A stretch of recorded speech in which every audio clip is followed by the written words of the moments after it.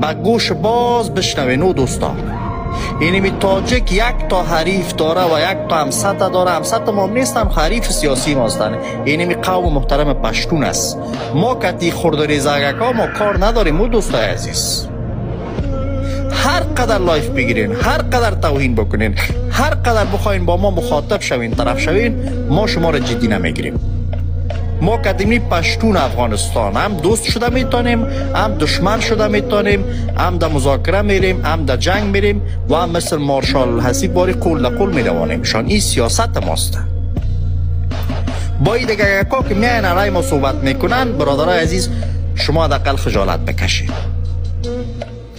هر قدر براتون میگیم که نیستین طرف ما، بازم میخواین که ما طرف شوین. بازم که میخواین طرف شوین، ما شما رو جدی نمیگیریم. ما اینمی گپ است که گپ سیاسی تاریخی ما می رقم است که پشتون با اینمی تاجک